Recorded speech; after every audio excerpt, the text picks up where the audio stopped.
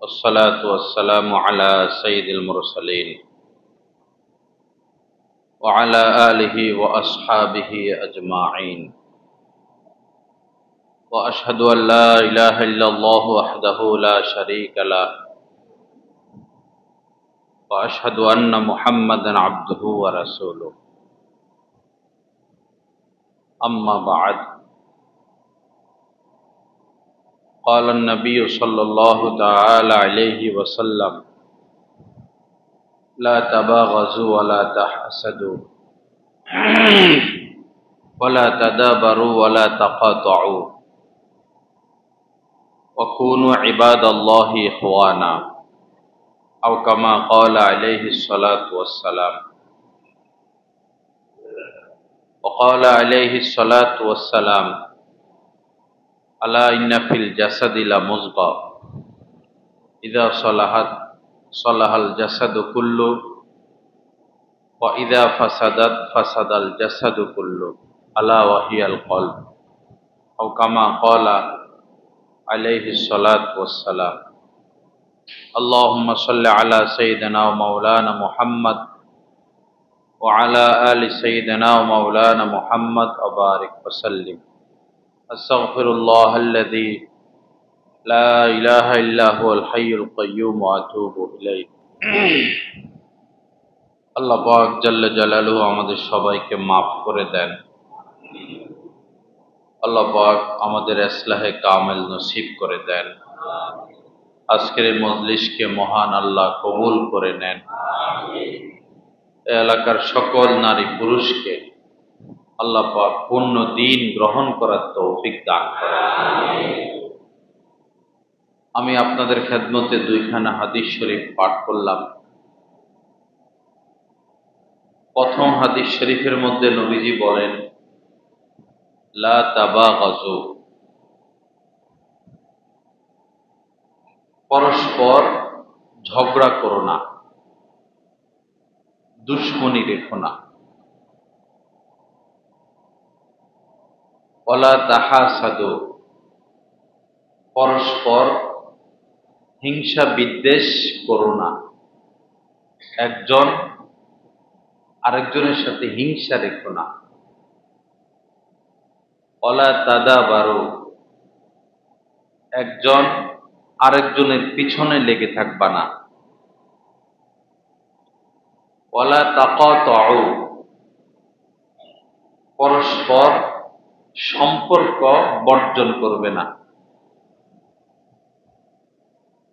এই চারটা কথা বলে নবীজি হাদিসের শেষ অংশে বলেন ওয়াকুনু ইবাদাল্লাহি ইখওয়ানা, আল্লাহর বান্দা ভাই ভাই হয়ে বেঁচে থাকো। আল্লাহর বান্দা ভাই ভাই হয়ে বেঁচে থাকো। প্রথম যে কথাটা ওয়ালা তাবাগাজু, লা তাবাগাজু, একজন আরেকজনের সাথে দুশমনী রেখো না। আমাদের এক পরিচয়, আমরা সবাই মুসলমান। সাহাবায়ে কিরামের ব্যাপারে পবিত্র কোরআনে কারিমের মধ্যে মহান আল্লাহ নাজিল করেছেন আশিদ্দাউ আলাল কুফার রুহামাউ বাইনাহুম, কাফেরদের ক্ষেত্রে তারা ছিলেন খুব কঠোর আর পরস্পর ছিলেন খুবই আন্তরিক, হামদর্দি। এবং কোরআনে কারিমের শুরুতেই আল্লাহ পাক বলেছেন আমিনু কামা আমানান নাস, আমার সাহাবায়ে কিরাম যেভাবে ঈমান এনেছে, আমার সন্তুষ্ট মোতাবেক জীবন গড়েছে, এভাবে ঈমান এনে আমাকে দেখাও। তো পরস্পর ছিলেন তারা আন্তরিক, আর কাফেরদের ক্ষেত্রে ছিলেন কঠোর।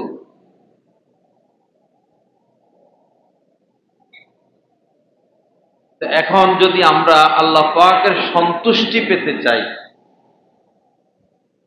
তা আমাদেরকে পরস্পর আন্তরিক হতে হবে। কেহ কাহারও প্রতি দুশ্মনী রাখবো না। সমস্যা হতে পারে, আল্লাহ পাক বলেছেন আস-সুলহু খাইর, সমস্যা হতে পারে, সমাধান করে নিবা, সমাধানের মধ্যে কল্যাণ। নিজেদের মধ্যে দুশ্মনী রাখা যাবে না।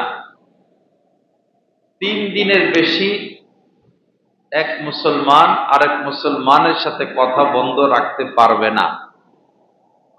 3 দিনের বেশি যদি কথা বন্ধ রাখা হয়, তাহলে উভয়ের আমলনামায় কবিরা গুনাহ জারি থাকবে, কবিরা গুনাহ লেখা হতে থাকবে। একসাথে বসবাস করতে গিয়ে 2 কথা হবে, ঝগড়া হবে, ফাসাদ হবে, মনোমালিন্য হবে, হয়তোবা হাতাহাতি হবে, হয়তোবা রক্তক্ষরণ হবে। আমাদেরকে ফলো করতে হবে আমাদের নবীজি কি করেছেন, কেননা তিনি আমাদের জন্য আদর্শ। লাকাদ কানা লাকুম ফি রাসূলিল্লাহি উসওয়াতুন হাসানা। নবীজির জিন্দেগি হচ্ছে আমাদের জন্য মডেল, উত্তম মডেল, নমুনা। নবীজি কি করেছেন, কি অপমান, কি লাঞ্ছনা, কি কষ্ট, কত ষড়যন্ত্র। এরপরেও তো নবীজি যখন মক্কা বিজয় হয়, সবাইকে ক্ষমা করে দিয়েছেন, সাধারণ ক্ষমা ঘোষণা করেছেন, তিনি প্রতিশোধ নেন নাই। আম্মা জান আয়েশা সিদ্দিকা রাদিয়াল্লাহু তাআলা আনহা বলেছেন, নবীজি তার জীবদ্দশায় কখনোই নিজের ব্যাপারে, নিজের কোনো বিষয়ে প্রতিশোধ নেন নাই। নবীজি কখনোই নিজের স্ত্রীদের গায়ে হাত তোলেন নাই, কোনো খাদেমের গায়েও হাত তোলেন নাই। হযরতে আনাস রাদিয়াল্লাহু তাআলা আনহু সেই ছোট কালে নবীজির খেদমতে এসেছেন, 10 বছর খেদমত করেছেন। তিনিই তো নবীজিকে সবচেয়ে বেশি চিনবেন, জানবেন। তিনি বলেছেন, খাদামতু রাসূলুল্লাহি সাল্লাল্লাহু আলাইহি সাল্লাম আশারা সিনিনা ফামা ক্বালা লি উফ কত্তু। আমি টানা নবীজি 10 বছর খেদমত করেছি। 10 বছর খেদমত করলে অনেক ভুল হতে পারে কিনা, অনেক কিছু নবীজি করতে বলেছেন, আমি করি নাই। অনেক কিছু করতে নিষেধ করেছেন, আমি করে বসেছি, ছোট মানুষ। কিন্তু কোনোদিন কোনো বিষয়ে নবীজি আমাকে উফ শব্দটাও বলেন নাই। ফামা ক্বালা লি উফ কত্তু, কখনো উফ শব্দটাও বলেন নাই। তা আমাদের মধ্যে হাজার কিছু হবে, আমরা নবীজির আদর্শ গ্রহণ করব, আমরা ক্ষমা করে দিব। কি বলেন ইনশাআল্লাহ? ক্ষমা করে দিব, সমস্যাটা এখানেই শেষ। বাড়াবো, এই বাড়ানির কোনো শেষ নাই। সে আমার একটা কিল দিল, আমি তারে আরেকটা কিল দিলাম। সে আমাকে লাথি মারলো, আমি তার একটা লাথি মারলাম। তার পক্ষে 2 জন আসলো, আমার পক্ষে 5 জন আসলো, তার পক্ষে 20 জন আসলো, আমার পক্ষে 30 জন আসলো। ধুমসে মারামারি, 2-1 জন নিহত, 15-20 জন আহত। মামলা গেল থানায়, মার্ডার কেস। এই পক্ষ গোপনে, ওই পক্ষ গোপনে। এখন শুধু থানায় টাকা দাও, অমুকের পক্ষে রায় চলে যাবে, তমুকে আইসা 10 লাখ, আমার বিরুদ্ধে রায় চলে যাবে, আমি আইসা 10 লাখ। শেষ আছে? শেষ নাই। আর যখন সে আপনাকে একটা কিল দিল, বাস, যে ভাই আমার ভুল হয়েছে, তুমি মাফ করে দাও। তুমি কষ্ট পাও নাই তো, তুমি খুশি আছো তো ভাই, আমি তোমার উপর খুশি আছি, শেষ। সমস্যা এখানেই শেষ। আল্লাহ আমাদেরকে তৌফিক দান করেন। যে হাদিস শরীফের মধ্যে এসেছে, সিলমান কতাক ওয়াফু আম্মান দলামাক, আল্লাহ রাসূলের এই হাদিস খানার উপর যদি আমরা চলতে পারি, আমাদের মুসলিম সমাজে কোনো ঝগড়াই থাকবে না, কোনো মারামারি থাকবে না, কোনো অশান্তি থাকবে না। সিলমান কতা আঁকা, যে তোমার সাথে সম্পর্ক কেটে দিল, কথা বলে না, দূরে সরে গেল, যোগাযোগ রাখে না, নবীজি বলেন তুমি গিয়ে তার সাথে সম্পর্ক গড়ো। আমরা তো অভিমান করি, হ্যাঁ তার জন্য এত কষ্ট করলাম, সে এখন টাকা পয়সার মালিক হইছে, আমারে তো কোনোদিন একটা ফোন দিল না। সে বিদেশ গেল, আমি তার চাচা, আমি তার খালাতো ভাই, আমি তার অমুক লাগি, সে তো কোনোদিন আমার একটা ফোন দিল না। অন্যের উপর অভিযোগ দেওয়া ঠিক না, নিজের উপর অভিযোগ দিব। অভিযোগটা কার উপরে? সব সময় যত অভিযোগ সব আমার উপরে, যত অভিযোগ আমার উপরে, আমার কর্মফল, আমার কর্মফল, আমার কর্মফল। মানুষ দুনিয়াতে এবং আখেরাতে নিজের কর্মফল ভোগ করতে থাকবে। সবকিছুর একটা সূত্র আছে। একজন মানুষ পারিবারিকভাবে অশান্তিতে আছে, এখন সে আল্লাহকে দায় করতে পারবে না, রাসূলকে দায় করতে পারবে না, স্ত্রীকেও দায়ী করার সুযোগ নাই, সমাজকেও দায়ী করার সুযোগ নাই। আছে অশান্তিতে, এমন অশান্তি যে না জানে কখন আত্মহত্যাই করে। স্ত্রীর সাথে মিল নাই, স্ত্রীর কথা শোনে না, উল্টাপাল্টা করে, ছেলে মেয়ে হয়েছে তারা উল্টাপাল্টা করে, আপনার মায়ের সাথে ঝগড়া, আপনার বাবার সাথে ঝগড়া, পরিবারটা আগুন হয়ে গেল। এখন দোষ দোষ স্ত্রীকে দেওয়া যাবে না, দোষ দিতে হবে আমার দিকে, আমাকে পূর্বে যেতে হবে, সূত্র খুঁজতে হবে। অশান্তির কারণ কি? পারিবারিকভাবে অশান্তির কারণ কি? পূর্বে যেতে হবে। নবীজি তো বলেছেন ফাযফার বিযাতি দিন তারিবাত ইয়াদাক, কপাল পোড়া, সাংসারিক জীবনে যদি সুখী হতে চাও তো দিনদারকে প্রাধান্য দাও। মেয়ে দিনদার ছেলেকে প্রাধান্য দাও, ছেলে দিনদার মেয়েকে প্রাধান্য দাও। এখন আমরা প্রাধান্য দেই সাধারণত, ছেলে কি ইতালি থেকে আসছে, না আমেরিকা থেকে আসছে, না ব্যাংকের ম্যানেজার, না ফ্রান্সে থাকে, ঢাকা শহর বাড়ি আছে কিনা, ঠিক কিনা কথা?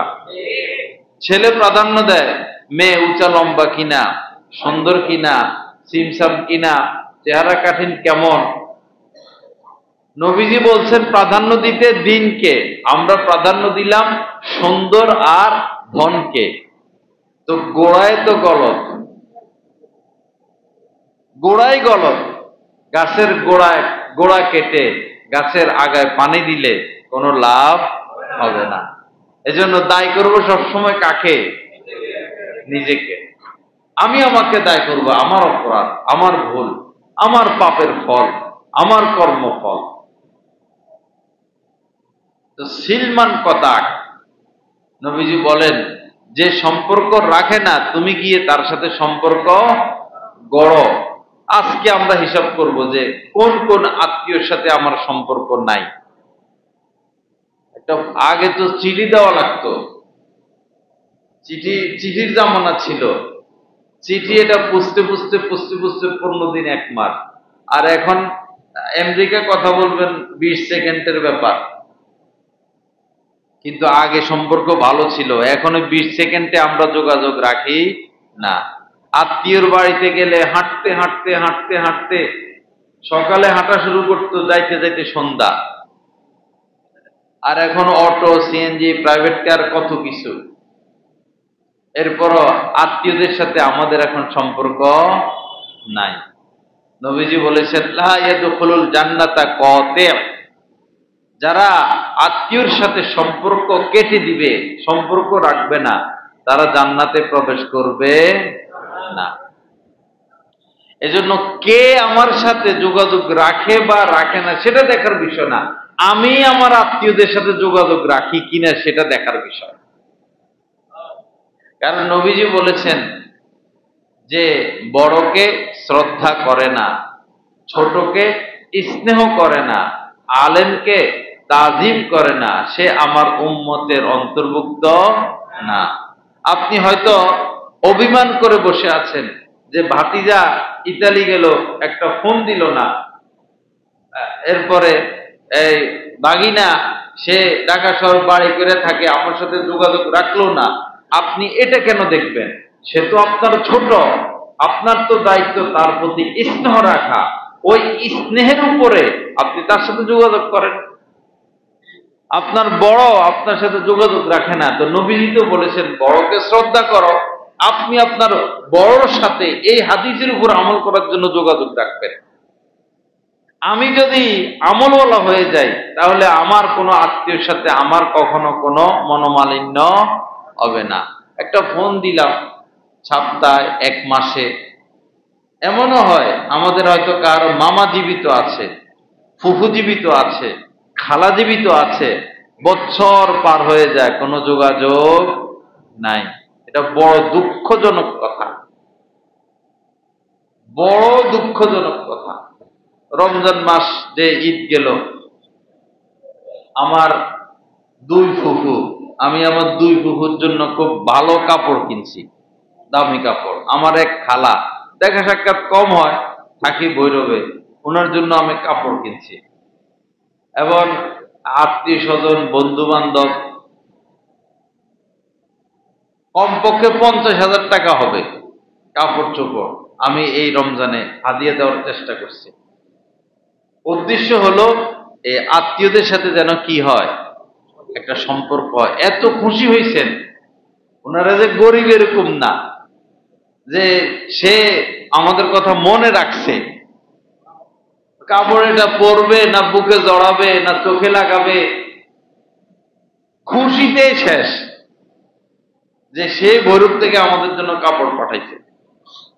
তো টাকা খরচ হয়েছে না হলে 1500 টাকা, 2000 টাকা, দোয়া তো পাইলাম 2 লাখ টাকা। রাসূলের হাদিসের উপর আমল হয়ে গেল।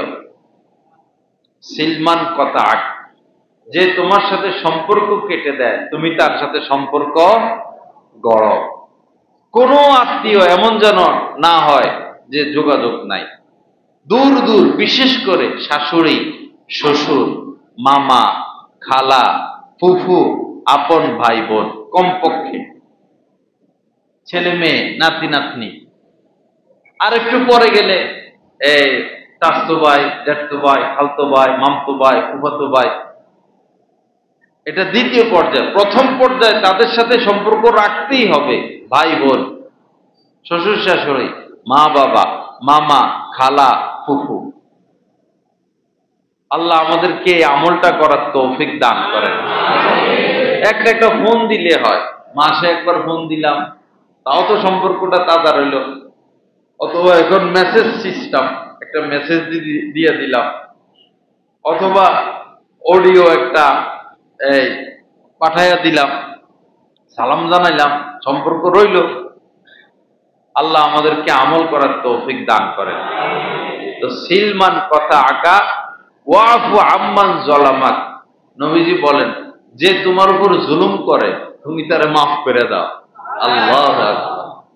এটা যে নবীজি ওয়াজ করে চলে গেছেন এরকম না, নবীজির সারা জীবনের আমল এটা। যারাই নবীজির উপর জুলুম করছেন নবীজি তাদেরকে মাফ করে দিতেন। মক্কা বিজয় হওয়ার পর তো নবীজি তো ক্ষমা আম করছেন, কিন্তু যার কারণে নবীজির কলিজার টুকরা মেয়ে দুনিয়া থেকে বিদায় নিয়েছেন, হযরতে এই বড় মেয়ে জয়নব, হযরতে জয়নব রাদিয়াল্লাহু তাআলা আনহা। নবীজি তো মদিনায় চলে আসছেন হিজরত করে, মা তো উনারা আম্মা হযরতে খাদিজা রাদিয়াল্লাহু তাআলা আনহা তো আগেই বিদায় নিছেন। তো হযরতে জয়নব একা মক্কায়, বাবা নাই, মা নাই, আর চতুর্দিকে দুশমন কি করবেন? পরে সিদ্ধান্ত নিয়ে মদিনায় চলে যাবেন। রওনা হয়েছেন, কাফেররা এসে বাধা দিল, না, আমাদের দুশমনের মেয়েকে আমরা এভাবে যেতে দিতে পারি না। পরে কিছু ভালো মানুষ তো থাকে, তারা এসে বলল, মেয়ে মানুষের সাথে কিসের দুশমনি, তার সাথে আমাদের কিসের দুশমনি, তারা কেন তোমরা বাধা দিবা? পরে তারা বলল, ঠিক আছে, তাহলে অন্তত সে পরের দিন যাক, আমাদেরও ইজ্জত রইল। পরের দিন হযরতে জয়নব রাদিয়াল্লাহু তাআলা আনহা রওনা হলেন উটে করে। ওই সময় উনি গর্ভবতী ছিলেন। ইবনে আসওয়াদ নামে এক যুবক ছেলে উটের পায়ে আঘাত করছে তলোয়ার দিয়া। পরে উট পড়ে গেছেন, উনি উটের উপর থেকে পাথরের উপরে গিয়ে পড়ছেন। সাথে সাথে গর্ভপাত হয়, উনি রক্তাক্ত হন, আহত হন। এই জামানার মেয়ে লোকরা হইলে মারাই যেত। এই রক্তাক্ত অবস্থায় তিনি মদিনায় ফিরে যান এবং এই রোগেই তিনি দুনিয়া থেকে বিদায় নেন। নবীজি মক্কা বিজয় হওয়ার পর সবাইকে মাফ করতে পারেন, নিজের মেয়ের খুনিকে কি মাফ করতে পারেন? মারাত্মক অন্যায় করছে একজন নারীর সাথে, কিন্তু তাকেও তিনি মাফ করে দিয়েছেন। এই শিক্ষা আল্লাহ রাসূল আমাদেরকে দিয়েছেন, আমরা মাফ করে দিব, ক্ষমা করে দিব। ঢাকাতে একবার এক ভদ্রলোকের সাথে আমি যাচ্ছিলাম, খুবই ভদ্রলোক। তো রিক্সাওয়ালার সাথে ঝগড়া লাগছে ভাড়া নিয়া। উনি আবার রাগীয় ভদ্রলোক, ঠাস করে রিক্সাওয়ালার কলার ধরে ফেলছে। আচ্ছা, উনি ভদ্র মানুষ, রিক্সাওয়ালার কলার ধরছে, রিক্সাওয়ালা ভাইয়ের মান সম্মান কিছুই যায় নাই, গরিব মানুষ। ওই রিক্সাওয়ালা ভাই ওর আগে মানুষ, এও কলার ধরে ফেলছে। বলেন মান সম্মান কার গেল? ভদ্রলোকেরই তো গেল। এই কলার দ্বারা তো আপনি শিখাইলেন। এজন্য কুকুরে কামড় দিবে, কিন্তু মানুষ কুকুরকে কামড় দিবে না। ক্ষমার গুণ অর্জন করতে হবে, ক্ষমার গুণ। যে যত বেশি ক্ষমা করতে পারবে তার জীবনটা তত সুন্দর হবে। যে যত বেশি ক্ষমা করবে আল্লাহর দরবারে সে ক্ষমা প্রাপ্ত হবে। ক্ষমা করতে থাকা, নিজের অধীনস্থ, নিজের কর্মচারী, নিজের স্ত্রী, কোনো কারণে বড় ভাই জুলুম করে বসলো, মা বাবাই জুলুম করে বসলো, কি করব? মাফ করে দিব। সেখান থেকে তো আর প্রতিশোধ নেওয়া যাবে না।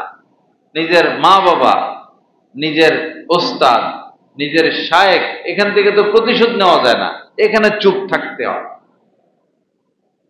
আল্লাহ আমাদের সবাইকে কবুল করেন।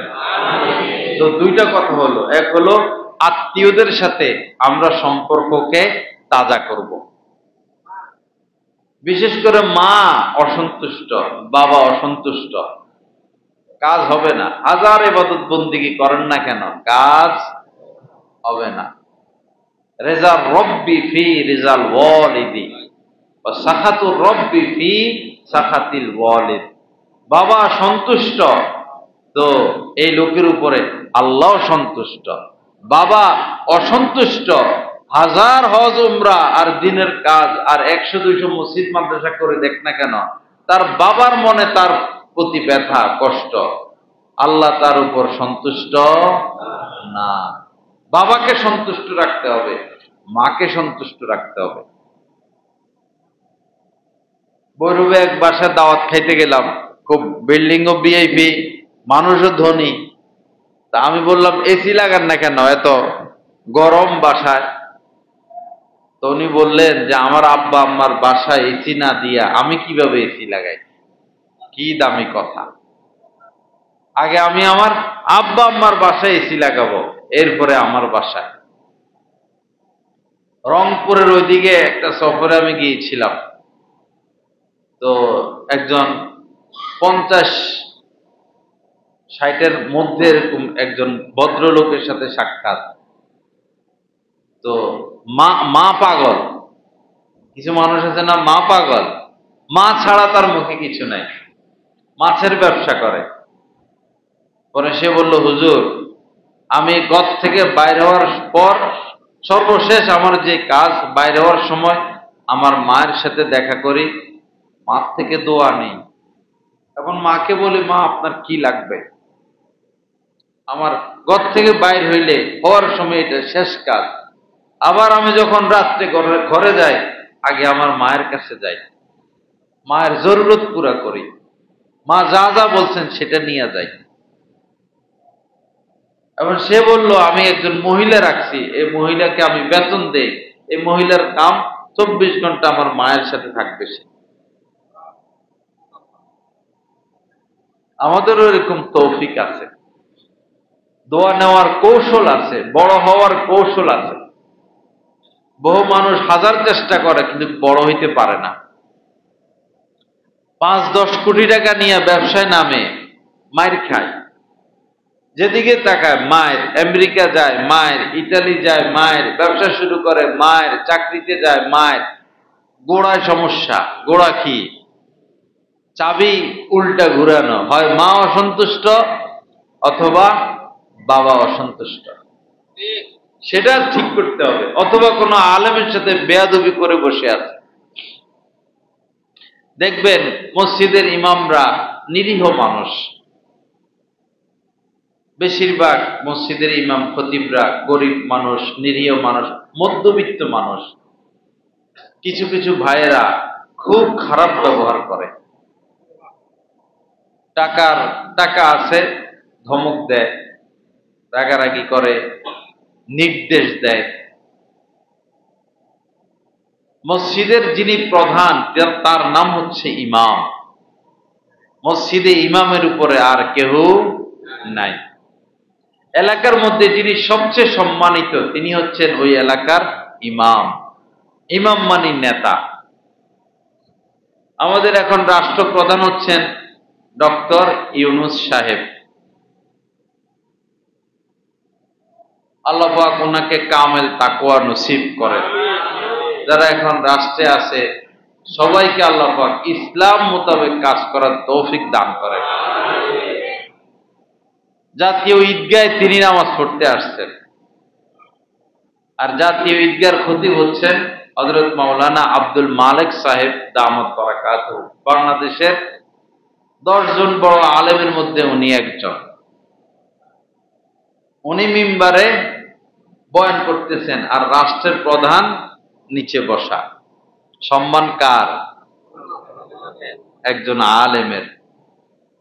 ভবিষ্যতে যিনি রাষ্ট্রপ্রধান হবেন, আশা করি তিনি পুরুষ হবেন। প্রায় তো 30 বছর পর্যন্ত আমরা নারীর গোলামি করলামই, আর কত শরম লাগে বিদেশে গেলে। বিদেশিওয়ালারা আমাদেরকে শরম দেয়, উমরা টুমরা করতে গেলে, বিদেশে গেলে। দেখুন পুরুষ শাসকের বরকত, আম নাকি 50-60 টাকা দিয়ে পাওয়া যায়।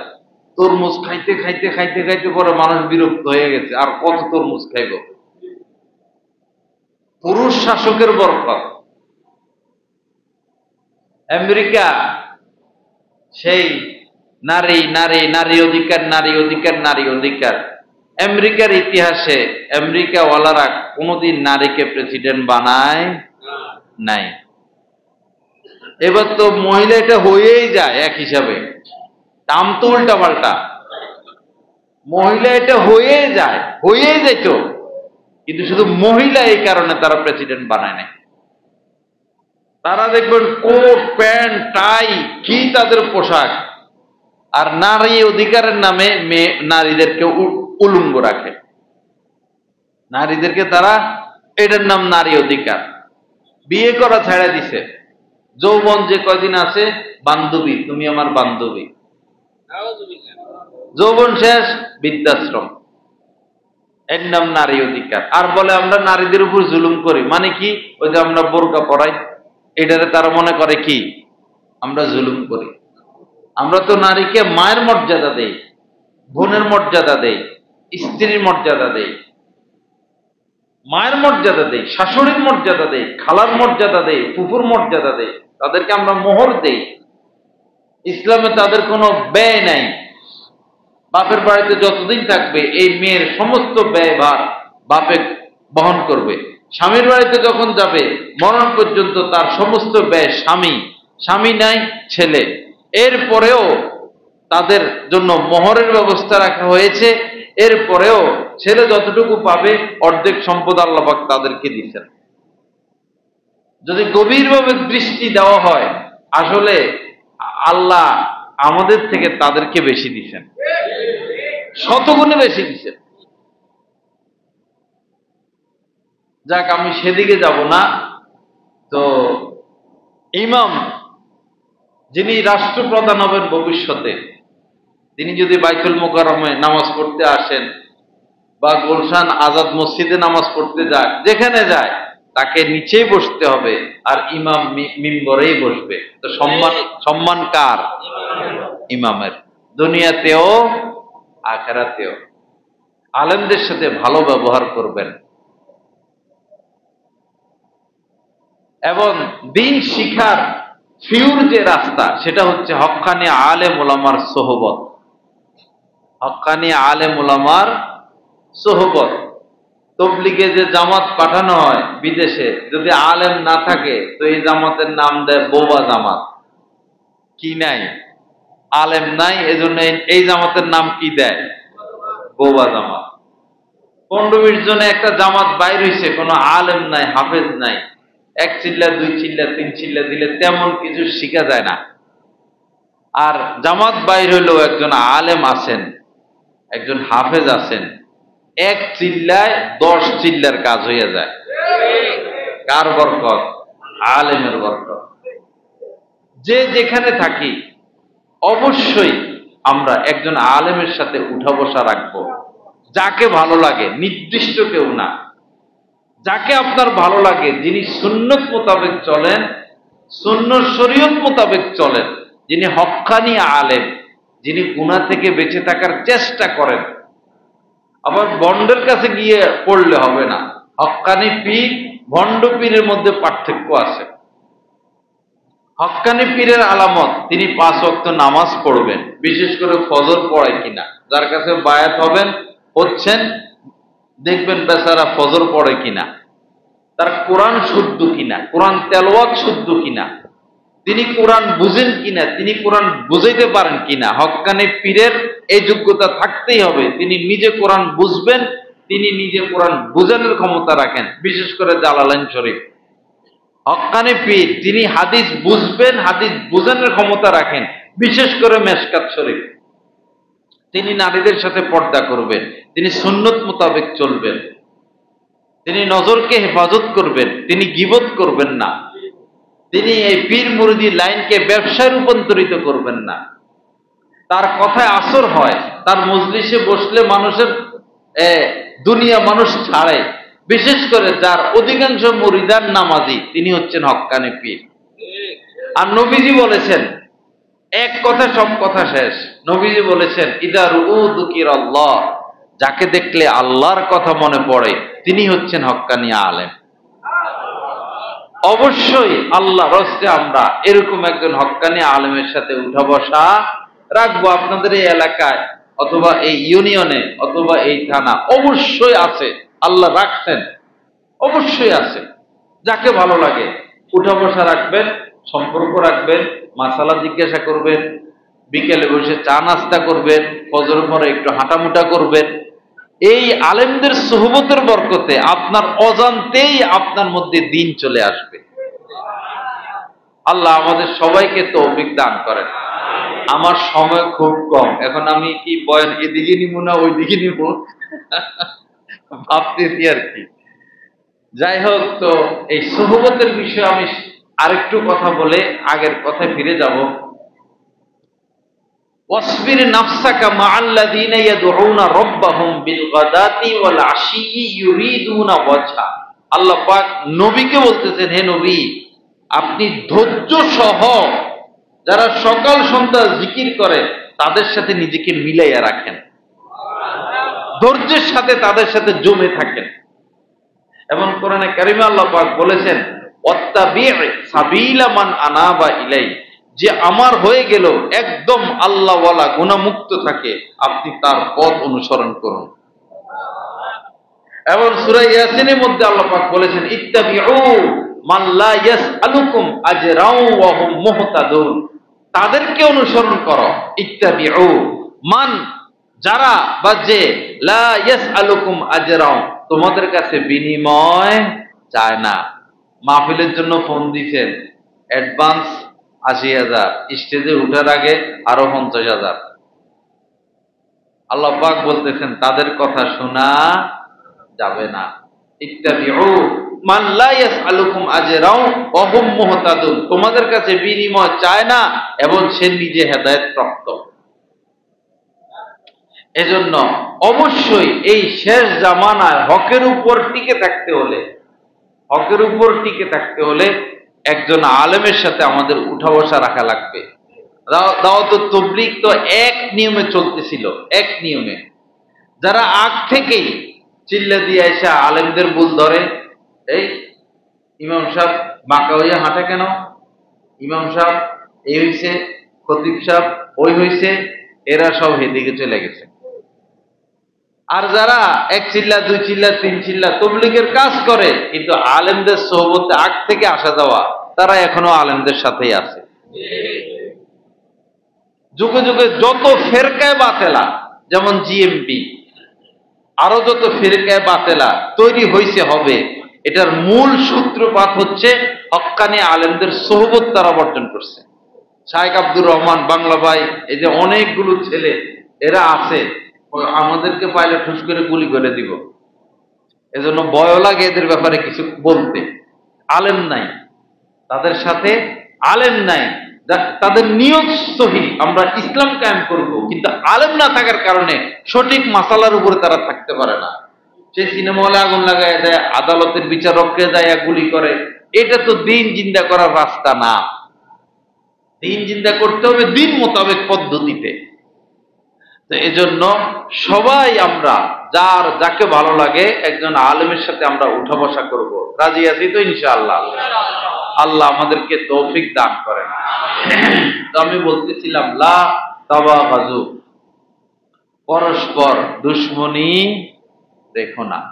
বাবা দিলকে পরিষ্কার রাখবো, কাহার প্রতি কষ্ট ব্যথা, হোক স্ত্রী, হোক মেয়ে, হোক ছেলে, হোক বন্ধু, হোক প্রতিবেশী, শেয়ার করে এটাকে হালকা করে এটা বিদে দিয়ে দিব।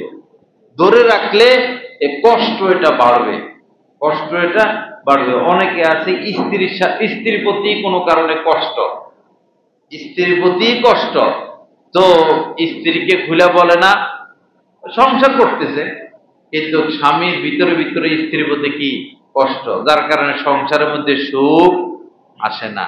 কাহারও প্রতি কষ্ট রাখবেন না, প্রয়োজনে তাকে বলে দিবেন, যে আমি তো আপনার এই ব্যাপারে কষ্ট পাইছি। বলে দিলে দেখবেন কি হয়ে গেছে, দিল হালকা হয়ে গেছে, আল্লাহ রাসূল এরকম হাদিসে আসছে, এরকম অনেক ঘটনা সাহাবাদের মধ্যে আছে যে আমি কষ্ট পাইছি। এই কথাটা বললে আসলে কষ্টটা চলে যায়। কষ্ট পায়, ভাই কষ্ট পাইছেননি? না না না না না না, আমরা এরকম করি।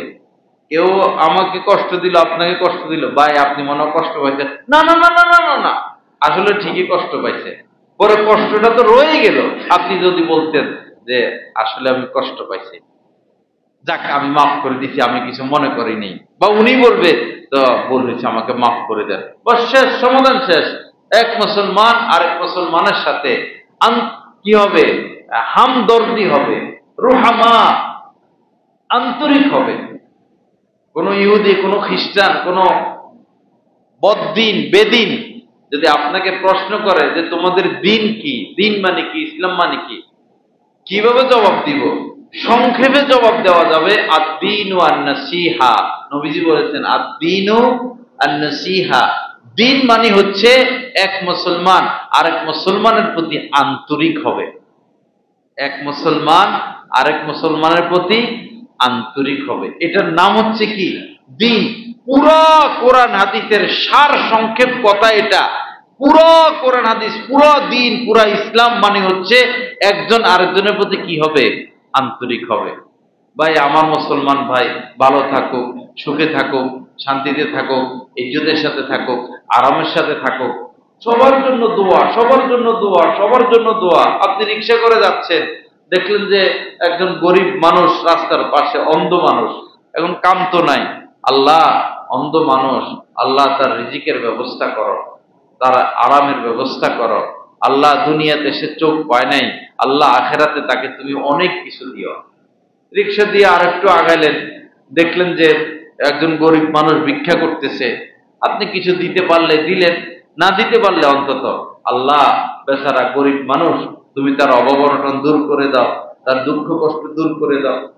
আমার শায়েখ দামাত বারাকাতুহকে দেখি যে পত্রিকা পড়েন, তো পত্রিকা পড়তেছেন, তো একটু পরে আবার চুপ হয়ে যান, পত্রিকা অফ, 1-2-3 মিনিট, আবার পড়েন, আবার একটা খবর পড়েন, আবার অফ হয়ে যান, আধা মিনিট 1 মিনিট পরে আমি এটা জানতে পারলাম খাদেমের মাধ্যমে যে কাহারও কোনো বিপদ মুসিবত যখন হযরত খবর পান, তো খবরটা পড়া তার জন্য একটু দোয়া করেন।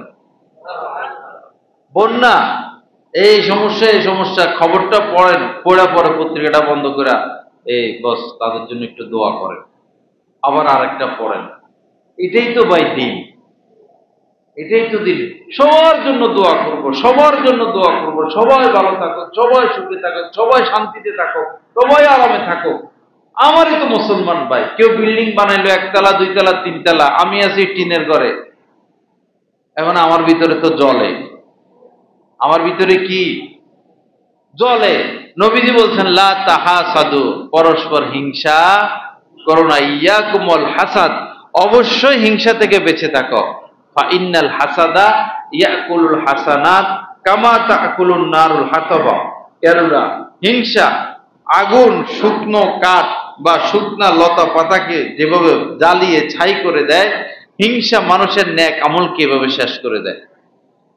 এখন বেচারা 5 তলা বিল্ডিং বানাইছে, আর আমি যদি টিনের ঘরে শুয়ে শুয়া, আরে কত জায়গায় কত ঠাডা পড়ে, এই বিল্ডিংটার উপর একটা ঠাডা পড়তে পারলো না।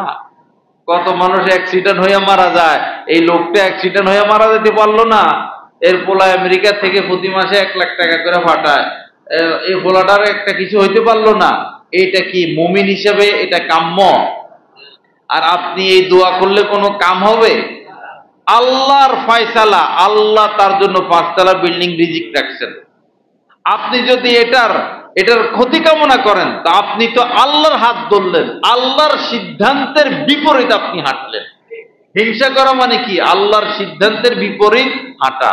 তো আপনি এরকম অকল্যাণ কামনা করে আপনি তো আরো নিচে যাবেন, আপনি তো আরো ক্ষতিগ্রস্ত হবেন। আপনি এটা বলেন, আল্লাহ তার 5 তলা বিল্ডিং একটার মালিক বানাইছ, আরো 10টার মালিক বানাই দাও। আল্লাহ আমার প্রতি একটু দয়া করো, আমার ছেলে মেয়ের প্রতি একটু দয়া করো। তখন আল্লাহ দেখবেন, বাপরে আমারে বান্দার দিল কত বড়। হ্যাঁ, তারে রাখছি টিনের ঘরে, ওরে রাখলাম বিল্ডিং এ, সেই বিল্ডিং ওয়ালার জন্য আরো 10টা বিল্ডিং এর দোয়া করতেছে, যা বান্দা তোরও আমি দিলাম। এইটা হলো বিষয়। কিন্তু আমরা একজন আরেকজনের ভালো দেখতে পারি না। আল্লাহ আমাদেরকে হিংসা মুক্ত জিন্দেগি নসিব করেন। হিংসা একটা কঠিন রোগ, এই রোগের চিকিৎসা এটা আমার শায়েখে চিকিৎসা দিচ্ছেন, হযরত থানভী রহমাতুল্লাহ আলাইহি চিকিৎসা দিচ্ছেন, বুজুর্গানি দিন হিংসা রোগের চিকিৎসা দেন। যার প্রতি হিংসা লাগে তার জন্য দোয়া করা। যেমন মনে করেন এই এলাকায় কোনো একজন আলেম, তার সুনাম হয়ে গেল, তিনি ভালো আলোচনা করেন, তিনি বড় বুজুর্গ, তার সুনাম ছড়াই গেল, এখন আমার ভিতরে জ্বলে, আমার ভিতরে জ্বলে। এখন আমি কি করব? আমার তো হিংসা থেকে বাঁচতে হবে, নাহলে তো আমি সোজা জাহান্নামে যাব, আমার নেক আমল শেষ। হিংসা করলে নেক আমল শেষ। এখন আমি করব কি? বস হাত উঠাইয়াই, আল্লাহ তার ইজ্জত সম্মান আরো বাড়াইয়া দেন, তার হায়াতে বরকত দেন, তার রিজিকে বরকত দেন, তার মান সম্মান আরো বাড়াইয়া দেন, তার মান সম্মান সারা পৃথিবীতে আপনি ছড়াই দেন। ওই সময় কিন্তু লাগবে দোয়া করার সময় কি খবর হয়ে যাবে, খুব খবর হয়ে যাবে। কিন্তু তাও দোয়া করবেন, তাও দোয়া করবেন। এই যে খবর হইতেছে, এই খবর হওয়ার দ্বারা আস্তে আস্তে আপনার ভিতর থেকে হিংসা দূর হয়ে যাবে। পাশাপাশি এটাও বলবেন, আল্লাহ আমাকে মাহরুম করেন না, আমারও দান করেন, তারেও দান করেন, সকল মুসলমানকে দান করেন।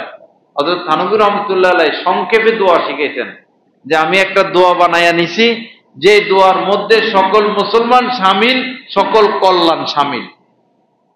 হযরত বলেন যে আমি সংক্ষেপে একটা দোয়া বানায়া নিলাম, যে দোয়ার মধ্যে সকল মুসলমান নরনারী শামিল, মানে সবাই দোয়া পাইয়া যায় এবং সকল কল্যাণের দোয়া হয়ে যায়। সেটা হলো আল্লাহুম্মা কুল্লা খাইর লিকুল্লি মুসলিম ও মুসলিমা। আল্লাহুম্মা কুল্লা খায়ের, হায় আল্লাহ, এই পৃথিবীতে আপনি যত কল্যাণ রাখছেন, যত সফলতা রাখছেন, যত আরাম আয়েশ ইজ্জত সম্মান যত কিছু রাখছেন, আল্লাহুম্মা কুল্লা খায়ের লিকুল্লি মুসলিম ও মুসলিমা, এটা প্রত্যেক মুসলমান নরনারীর জন্য আপনি কবুল করেন। এখানে আবার মাহজুব আছে আল্লাহুম্মা আতি কুল্লা, আল্লাহুম্মা কুল্লা খায়ের, আল্লাহুম্মা আতি কুল্লা খায়ের লিকুল্লি মুসলিম ও মুসলিমা। তা আতিটা মাহজুব আছে, সংক্ষেপের জন্য এটা করছেন আল্লাহুম্মা কুল্লা খায়ের লিকুল্লি মুসলিম ও মুসলিমা। এই দোয়াটা আমরা করতে পারি। অথবা যার প্রতি হিংসা হয়, আমার নিজের কথাই বলি, এক লোক আমার অনেক ক্ষতি, অনেক ক্ষতি, অনেক ক্ষতি, খুব ক্ষতি, আমার ক্ষতির পিছনে আছে। পরে এই শুনতে পারলাম যে তার চাকরিটা চলে যাবে। এখন মনে মনে খুশি লাগতেছে যে চাকরি যাবে, কম তো করে নাই। পরে আবার ভাবতেছি যে অকল্যাণ তো কামনা করা যাবে না, কোন মুসলমানের অকল্যাণ কামনা করা যাবে না। এখন তার প্রতি আমার দোয়া আসতেছে না, এত ক্ষতি করছে বা করতেছে, দোয়া আসে না। তখন কি করলাম? তখন এই দোয়াটা শুরু করলাম, আল্লাহুম্মা কুল্লা খায়ের, তার নিয়ত করতেছি আল্লাহুম্মা কুল্লা খায়ের লিকুল্লি মুসলিম ও মুসলিমা, আল্লাহুম্মা কুল্লা খায়ের লিকুল্লি মুসলিম ও মুসলিমা। বাস আলহামদুলিল্লাহ, হিংসা থেকে বেঁচে গেলাম। হিংসা করলে আমি আমার ক্ষতি করলাম, হিংসা করলে আমি আমার ক্ষতি করলাম, তার কিছুই হবে না। মনে করেন উদাহরণস্বরূপ, আপনাদের পাশের এলাকায় সরকার 50 ফিটের রাস্তা করবে, সরকার 50 ফিটের 30 ফিটের রাস্তা করবে, এটা অনুমোদন হয়ে গেছে, বাজেট হয়ে গেছে, এটা সরকারের সিদ্ধান্ত। এখন আপনি যদি বৈশা বৈশা সরকারের বিরোধিতা করেন, সরকার ওইখান দিয়ে রাস্তা করলো, এখান দিয়ে কেন করলো না, ওই এলাকার মানুষের প্রতি হিংসা করেন, সরকারের প্রতি হিংসা করেন, সরকারের কিছু আসে যায়? ওই এলাকার মানুষের কিছু আসে যায়? এটা তো বাজেট হয়েই গেছে, রাস্তা তো হয়েই যাবে। আল্লাহ যাকে যেটা দেওয়ার আল্লাহ তো সিদ্ধান্ত নিয়ে নিছেন। এখন আমিও কল্যাণ কামনা করলে এতে তার কিছু আসে যায় না, বরং আমার কি হবে? ক্ষতি হবে। যেমন আকাশে চাঁদ উঠলে, এই ইয়ের চাঁদ, এই 14 তারিখের চাঁদ, পূর্ণিমার চাঁদ উঠলে কুত্তাগুলো ঘেউ ঘেউ ঘেউ ঘেউ করে, কুকুরে চাঁদের দিকে তাকাইয়া ঘেউ ঘেউ ঘেউ ঘেউ করে। তো পূর্ণিমার চাঁদ উঠলো, দুনিয়া কি আলোকিত হলো। এখন কুত্তাদের হিংসা, কুত্তারা ওই চাঁদের দিকে তাকায় ঘেউ ঘেউ করে, এতে চাঁদের কোনো ক্ষতি হয়? চাঁদের কিছু আসে যায়? তদ্রূপ আমি আপনি হাজার হিংসা করব, ওই ব্যক্তিরও কিছু আসে যাইবে না, আল্লাহরও কিছু আসে যায় না, বরং ক্ষতিগ্রস্ত কি হবে? আমি হব। তো ইনশাআল্লাহ আজকে থেকে আর হিংসা করব না ইনশাআল্লাহ। আল্লাহ তৌফিক দান করেন। তো 3টা বিষয় সংক্ষেপে আলোচনা হলো। এক হইলো আত্মীয়দের সাথে আমরা আর দুশ্মনী, মানে সম্পর্ক কাটা রাখবো না, সম্পর্ক করে ফেলবো, আমি নিজের থেকে যোগাযোগ করে ফেলবো, নিজের থেকে যোগাযোগ করে ফেলবো।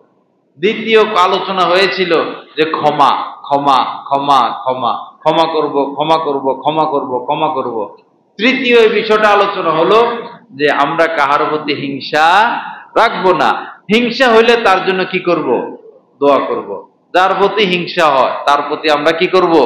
দোয়া করব। দেখবেন মনটা ভালো লাগে। মনটা কি লাগে? ভালো লাগে। হিংসা রাখলে মনে শান্তি নেই। রাস্তা দিয়ে হাইটা যাইতেছেন, ডাইন পাশে ধান ক্ষেত আপনার চাচাতো ভাই, বাম পাশে ধান ক্ষেত আপনার, আপনার ধান খেতে ধান কম, আর চাচাতো ভাই ধান খেতে এমন ধান গাছ সব পড়ে যেতেছে। এখন আপনি যদি আল্লাহ এখানে ঠাড়া পড়তো, এখানে এই হইতো, পোকা লাগতো, পানি গিয়ে বাসা নিত, কাম হইব এগুলা কইয়া? যতবার ওই পাশ দিয়ে হাঁটবেন ততবার আপনার ভিতরে দাউ দাউ দাউ দাউ করে আগুন জ্বলতেছে। দরকার কি ভাই? নিজেকে নিজে ক্ষতির দিকে ঠেলে দেওয়ার দরকার কি? আপনি দোয়া করেন, আল্লাহ তারা ধান দিছেন, আরো বাড়ায় দেন, আল্লাহ আমারও মাহরুম করিয়েন না। আল্লাহ পাক আমাদেরকে আমল করার তৌফিক দান করেন। তো যে হাদিস শরীফ আমি পড়েছিলাম, লা তাবাগাজু, পরস্পর একজন আরেকজনের সাথে দুশ্মনী রেখো না, একদম দিলকে সাদা করে ফেলবো, কারো প্রতি কোনো দুশ্মনী নেই, কারো প্রতি কোনো দুশ্মনী নেই। উদাহরণস্বরূপ আওয়ামী লীগ, বিএনপি, ওয়াহাবি, সুন্নি, আট্রসি, মাঝবান্ডারি, শিয়া, আহলে হাদিস, কত দল মুসলমানদের মধ্যে। বা এই দল পরে আমাদের আগের প্রথম পরিচয় হইল আমরা একজন মুসলমান। আমরা একজন কি? মুসলমান। দল পরে আল মুসলিমু আখুল মুসলিম, এক মুসলমান আরেক মুসলমানের ভাই। কুনু ইবাদাল্লাহি ইখওয়ানা, নবীজি বলছেন যে ভাই ভাই হয়ে বেঁচে থাকো, ভাই ভাই হয়ে বেঁচে থাকো। সেই পৃথিবীর শুরু থেকে আজ পর্যন্ত, এমন আজ থেকে শেষ পর্যন্ত কোনোদিন সকল মুসলমান এক দলভুক্ত হবে না, এক দলভুক্ত হবে না।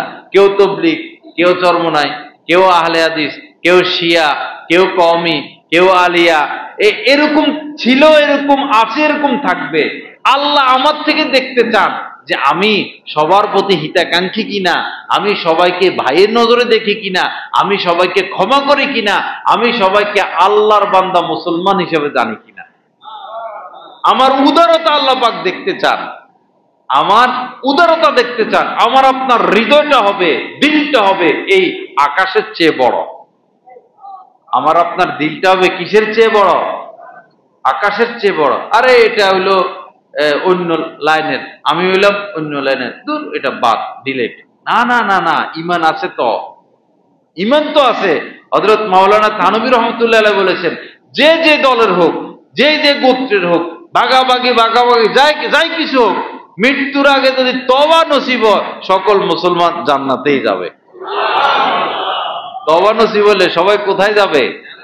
তো দরকার কি দুশ্মনী করার? আসি আর কয়দিন দুনিয়াতে? দুনিয়াতে আসি বা কয়দিন? সবার সাথে ভালো ব্যবহার করব। আমাদের হযরত থানভী রহমতুল্লাহ আলাইহি সর্বশেষ খলিফা হযরত মাওলানা আবরার হক সাহেব রহমতুল্লাহ আলাইহি, আলেম উলামা চিনেন উনাকে। হারদুই, ইন্ডিয়ার হারদুই উনার বাড়ি ছিল। উনি মারা যাওয়ার পরে মুসলমানের চেয়ে হিন্দুরা বেশি কাঁদছেন, মুসলমানের চেয়ে হিন্দুরা বেশি কষ্ট পাইছে। মুসলমান আইছে হাজার হাজার, তার জানা যায় লাখ লাখ, হিন্দুরাও আইছে হাজার হাজার, লাখ লাখ। হিন্দুরা পাশে ছিল যে আজ আমরা কারে হারাইলাম, আমরা আজ কারে হারাইলাম। তো দেখুন, হিন্দুরা হাজার হাজার চলে আসছেন, হিন্দুদের চোখে পানি কেন? খারাপ ব্যবহার করছেন তিনি?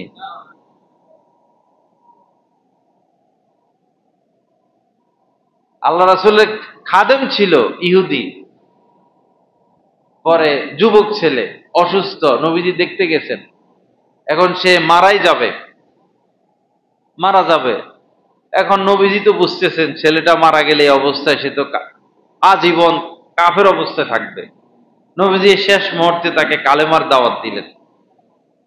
এখন যুবক একবার নবীজির দিকে তাকায়, যুবক আরেকবার বাবার দিকে তাকায়। তো বাবা তো নবীজিকে চিনেন। পরে বাবা বললেন, তুমি ওনার ধর্মই গ্রহণ করে দুনিয়া থেকে বিদায় নাও। মুসলমান হয়ে চলে গেছেন। ব্যবহারে ইসলাম ছড়াইছে।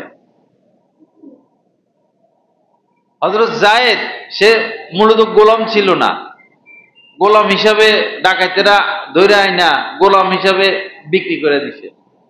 পরে এটা আম্মাজান হযরতে খাদিজার গোলাম হইছেন।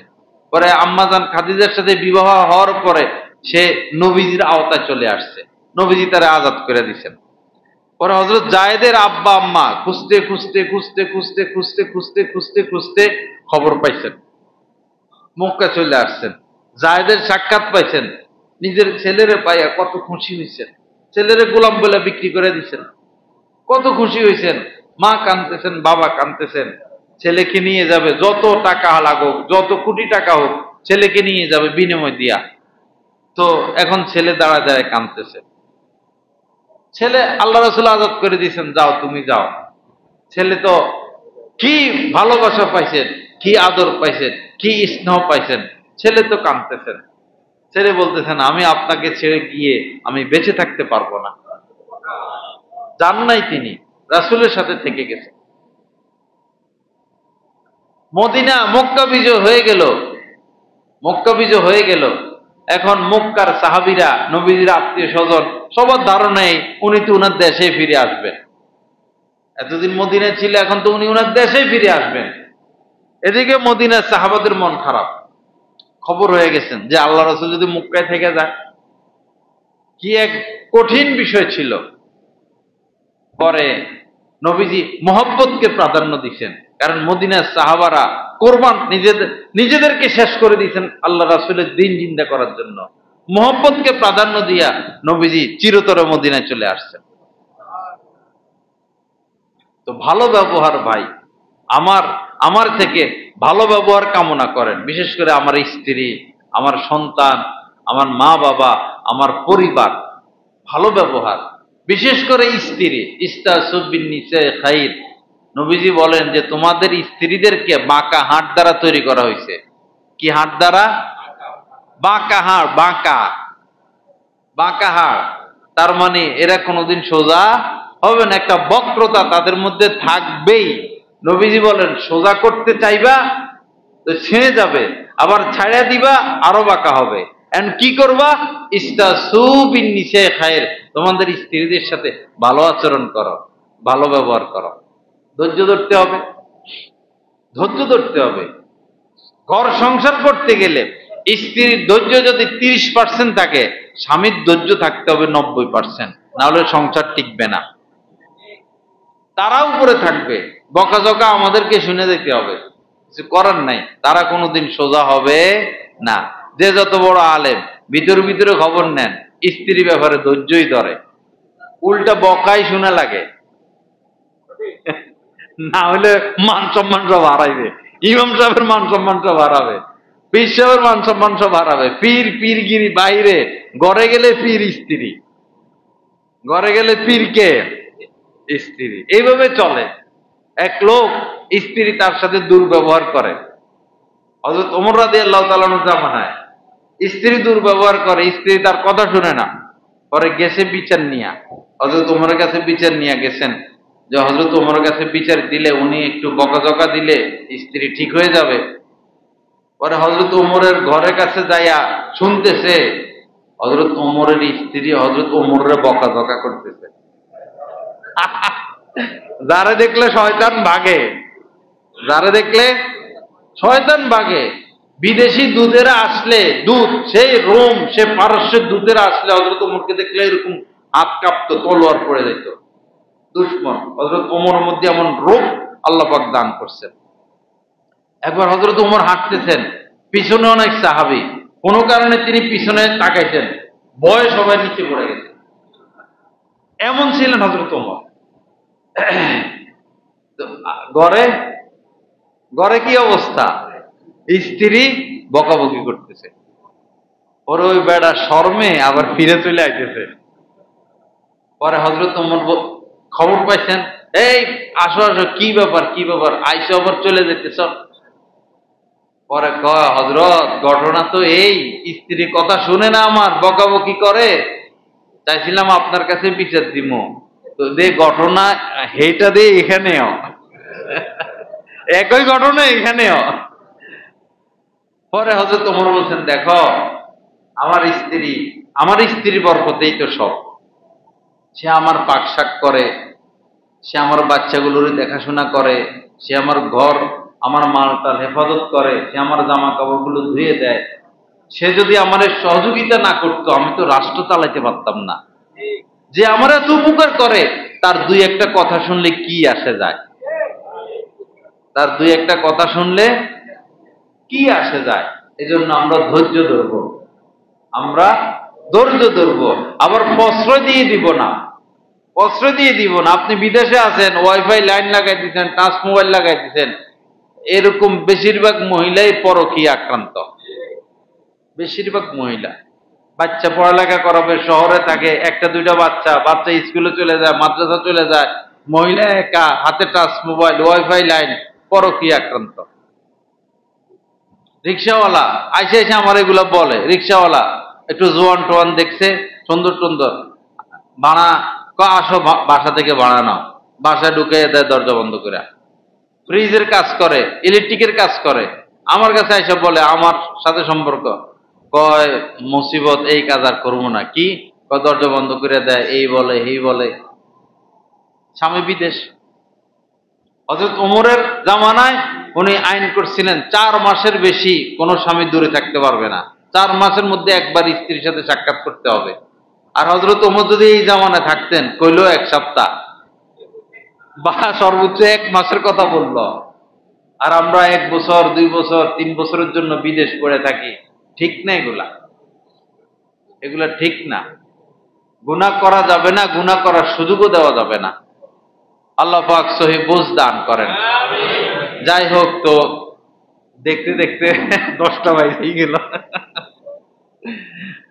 তো আমি হাদিসটা শেষ করি, লা তাবাগাজু, কি রাখা যাবে না? পরস্পরের সাথে দুশমনি রাখা যাবে না। লা তাবাগাজু ওয়ালা তাহাসাদু, একজন আরেকজনের প্রতি হিংসা রাখা যাবে না। ওয়ালা তাদাবারু, একজন আরেকজনের পিছে লেগে থাকবো না। বহু মানুষ আছে, ইমাম সাহেব জোহরের সুন্নত পড়ছে নি রে, দেখলাম রুমের থেকে এসে নামাজ পড়ায়, সুন্নত পড়ে নাই। সুন্নত দেখছ?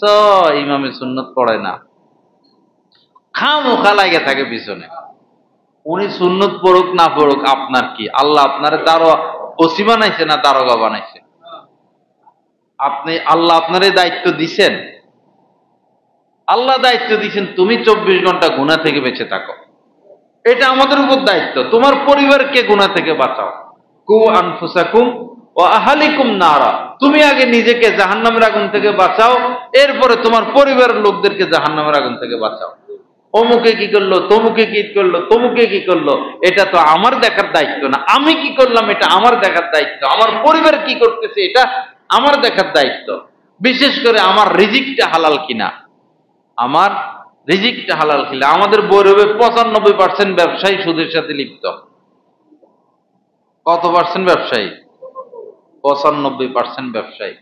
হজ আছে, উমরা আছে, চিল্লা আছে, মসজিদের কমিটি, মাদ্রাসার কমিটি, এত বড় দাড়ি, সিসি আছে 5টা। সিসি কয়টা?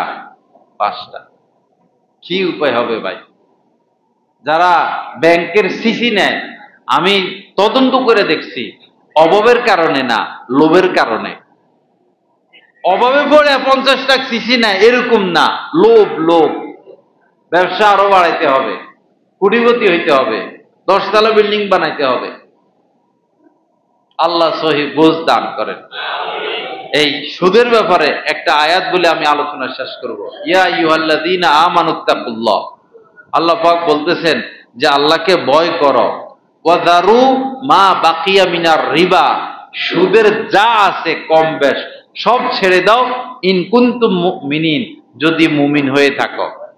এক আয়াতে 3 কথা, 4 কথা। হে ঈমানওয়ালারা, আমাকে ভয় করো, সুদ ছাড়ো যদি মুমিন হও।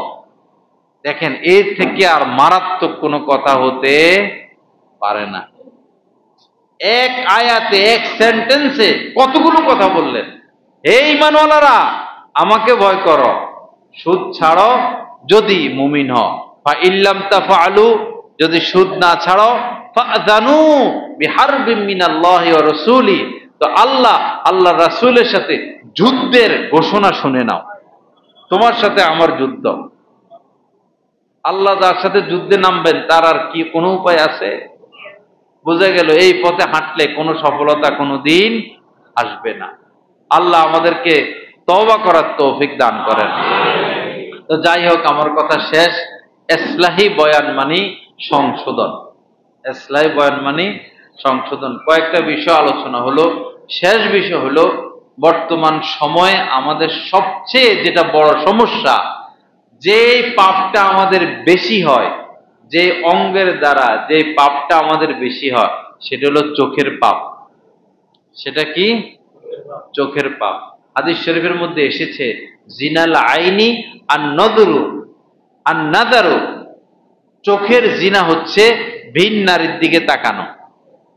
আল্লাহ পাক কোরআনে কারীমের মধ্যে বলেছেন, ইয়া আইয়ুহাল্লাযীনা, যে কুল লিল মুমিনিনা ইয়াগুদ্দু মিন আবসারিহিম, হে নবী আপনি মুমিনদেরকে বলুন তারা যেন দৃষ্টি নিচে রাখে, ভিন নারী, বেগানা নারী, পর নারীর দিকে না তাকায়।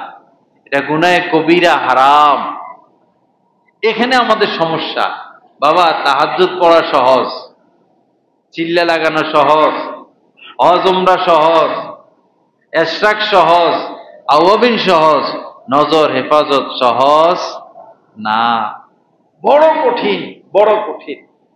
হযরত থানভী রহমাতুল্লাহ আলাইহি বলেছেন, এই জামানায় কেউ যদি একবার কোন পর নারী, ভিন নারীর থেকে নজর হেফাজত করে, আল্লাহ পাক তাকে 10,000 রাকাত তাহাজ্জুদ পড়ার চেয়ে বড় দৌলত দান করবেন। নজর হেফাজত এমন বিষয়। এজন্য বাবা, চতুর্থ বিষয় আজকের এই ইসলাহি বয়ানে আমরা আল্লাহ রস্তে নজরকে হেফাজত করব। ইনশাআল্লাহ আমলের মধ্যে বরকত হবে। এখন সেজদা দেই, মজা নাই, রুকু করি, মজা নাই, তেলাওয়াত করি, মজা নাই। কুদৃষ্টি করলে ইবাদতের মধ্যে স্বাদ আসবে না। সারাদিন যারা পান খায়, অন্য খানা দিলে তারা তেমন স্বাদ পায় না।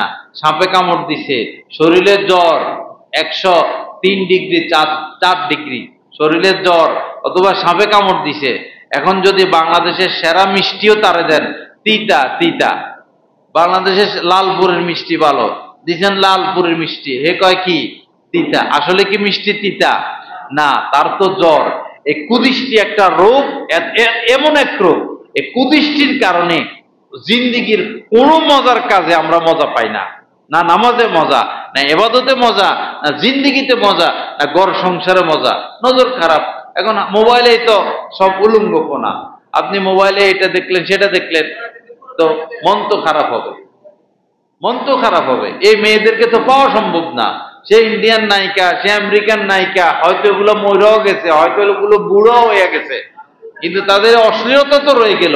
এগুলো দেখে আমার আপনার লাভ কি? আমার চোখ নষ্ট হয়, আমার অন্তর নষ্ট হয়, আমার স্বভাব নষ্ট হয়, আমি পাপের দিকে চলে যাই। এজন্য ইনশাআল্লাহ সবাই হিম্মত করি, আজকে থেকে মরণ পর্যন্ত ইনশাআল্লাহ নজর হেফাজত করব। কি বলেন ইনশাআল্লাহ? আল্লাহ আমাদের সবাইকে তৌফিক দান করেন। একটা দিন হেফাজত করে দেখেন, কি মজা, কি স্বাদ। তাকানের মধ্যে মজা যতক্ষণ দেখবেন, আর নজর হেফাজতের মধ্যে কষ্ট যতক্ষণ সে সামনে আছে। সে চলে যাবে, ইমানের মধুরতার দ্বারা আল্লাহ পাক আপনার অন্তরকে ভরপুর করে দিবেন। ইমানের স্বাদ তৎক্ষণাৎ আল্লাহ পাক দান করবেন নজর হেফাজতের বরকতে।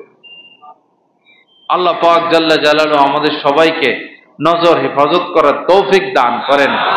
এবং যে আলোচনাগুলো হলো আত্মীয়দের সাথে সম্পর্ক এবং ক্ষমা করে দেওয়া, ক্ষমা করে দেওয়া, সুদ, লাস্টে নজর হেফাজত, আল্লাহওয়ালা আলেমদের সাথে উঠা বসা, আর একটা বিষয় ছিল ক্ষমা করা, স্ত্রীদের সাথে মানে ভালো আচরণ। এই সব বিষয়গুলোর উপর আল্লাহ পাক জাল্লা জালালুহু আমাদের সবাইকে আমল করার তৌফিক দান করেন। ওয়া আখিরু দাওয়ানা আলহামদুলিল্লাহি রাব্বিল আলামিন ওয়া সাল্লাল্লাহু আলা নবিয়্যিল কারীম। والصلاة والسلام على سيد المرسلين وعلى آله وأصحابه أجمعين. ربنا ظلمنا أنفسنا وإن لم تغفر لنا وترحمنا لنكونن من الخاسرين. رب اغفر وارحم وأنت خير الراحمين. رب اغفر وارحم وأنت خير الراحمين. اللهم إنك عفو تحب العفو فاعف عنا. اللهم إنك عفو كريم تحب العفو فاعف عنا يا كريم. আয় আল্লাহ, আপনি আমাদেরকে মাফ করে দেন। আল্লাহ আমাদেরকে মাফ করে দেন। আল্লাহ আমাদেরকে মাফ করে দেন। আমাদের সমস্ত গুনাহ মাফ করে দেন। ছোট বড়, ইচ্ছা অনিচ্ছা, নতুন পুরাতন, আল্লাহ সমস্ত গুনাহ মাফ করে দেন। আল্লাহ আমাদের গুনাহগুলো মাফ করে দেন, অপরাধগুলো মাফ করে দেন। আল্লাহ আপনি ক্ষমাওয়ালা, ক্ষমাশীল। আপনি ক্ষমা করা ভালোবাসেন। আল্লাহ আপনি ক্ষমা করা ভালোবাসেন। আল্লাহ আমরা পাপীর দল। আল্লাহ আমাদের পাপের শেষ নাই, আমাদেরকে মাহরুম করিয়েন না। আল্লাহ জাহান্নামের আগুন থেকে আমাদেরকে বাঁচায়া দেন। আমাদের আব্বা আম্মা, আমাদের আত্মীয় স্বজন, আমাদের ময় মুরব্বী, আমাদের আসা তেজা সবাইকে আপনি মাফ করে দেন। আল্লাহ সবাইকে আপনি মাফ করে দেন। আজকের এই মজলিসকে আপনি কবুল করেন। আল্লাহ এই মজলিসকে আপনি কবুল করেন। যা কিছু আলোচনা হলো আল্লাহ দয়া করে কথাগুলোর উপর আমল করার তৌফিক দান করেন ইয়া রাব্বাল আলামিন। আল্লাহ আমাদেরকে মা বাবার খেদমত করার তৌফিক দিয়া দেন। আত্মীয় স্বজনের সাথে সুসম্পর্ক রাখার তৌফিক দিয়া দেন। হাক্কানি আলেম উলামাদের সাথে উঠা বসা, তাদের সোহবতে আসা যাওয়ার তৌফিক দিয়া দেন। আল্লাহ হিংসা থেকে আমাদেরকে হেফাজত করেন। আল্লাহ দয়া করে নজর হেফাজতের তৌফিক দিয়া দেন। আল্লাহ নজর হেফাজতের তৌফিক দিয়া দেন। আল্লাহ সমস্ত গুনাহ থেকে বেঁচে থাকার তৌফিক দিয়া দেন। ইয়া কারীম আমাদের গাজার মুসলমান, ফিলিস্তিনের মুসলমান, আল্লাহ আপনি ছাড়া তাদের আর কেহ নাই। আল্লাহ আপনি ছাড়া গাজার মুসলমানদের আর কেহ নাই। আল্লাহ কত নিষ্পাপ বাচ্চা বোমার আঘাতে দুনিয়া থেকে বিদায় নিল। আল্লাহ ইয়া কারীম অভাবে অনটনে ক্ষুধার্ত অবস্থায় তাদের দিন কাটে। আমরা কিছু করতে চাইলেও করতে পারবো না। আল্লাহ আল্লাহ গাজাবাসী, ফিলিস্তিনবাসীর এই দুঃখ কষ্ট আপনি দূর করে দেন। এই জালেমদের কপালে হেদায়েত না থাকলে এদেরকে ধ্বংস করে দেন। আল্লাহ এদেরকে ধ্বংস করে দেন। আল্লাহ মুসলমানদেরকে, মুজাহিদিনদেরকে আপনি শক্তি দান করেন।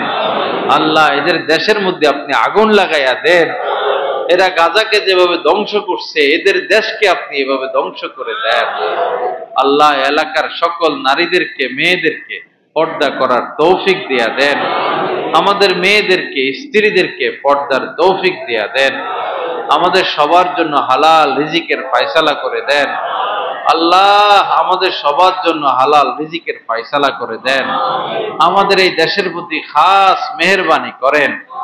আল্লাহ সামনে নির্বাচন, একজন নেককার, ন্যায়পরায়ণ, দেশপ্রেমিক, আল্লাহ নিষ্ঠাবান, আখলাক ওয়ালা, আয় আল্লাহ দেশের জন্য কাজ করবে, জনগণের জন্য কাজ করবে, একজন আল্লাহ ওয়ালা রাষ্ট্রপ্রধান আমাদেরকে দান করেন। এমন চেয়ারম্যান, এমন মেম্বার, এমন ওসি ডিসি, এমন মন্ত্রী দান করেন যারা চুরি করবে না, ডাকাতি করবে না, দুর্নীতি করবে না, দেশের সম্পদ বিদেশে পাঠাবে না। আল্লাহ এরকম এমপি মন্ত্রী আমাদেরকে দান করেন। আল্লাহ আমাদের দেশের মধ্যে ভরপুর বরকত দান করেন। যে যেভাবে আয় রোজগার করে সকলের আয় রোজগারের মধ্যে বরকত দিয়া দেন। এই এলাকার যত মানুষ দুনিয়া থেকে বিদায় নিয়েছেন সকলের কবরকে নূর দ্বারা ভরপুর করে দেন। সকলের গুনাহগুলো আপনি মাফ করে দেন। এই এলাকার যত মানুষ বিদেশে আছে সবাইকে আপনি সহি সালামতে রাখিয়েন। আয় আল্লাহ আমাদের আজকের এই মজলিসকে আপনি কবুল করেন। যারা আয়োজন করেছেন তাদেরকে উত্তম থেকে উত্তম বদলা দান করেন। এই মসজিদ যারা দান করেছেন, অর্থ খরচ করতেছেন, মসজিদ কমিটি সহ যারা জীবিত আছে এবং দুনিয়া থেকে বিদায় নিয়েছেন সকলকে আপনি ক্ষমা মাফ করে দেন। সুবহান রাব্বিকা রাব্বিল ইজ্জাতি আম্মা ইয়াসিফুন ওয়া সালামুন আলাল মুরসালিন ওয়ালহামদুলিল্লাহি রাব্বিল আলামিন। আমিন বিরহমাতিকা ইয়া আরহামার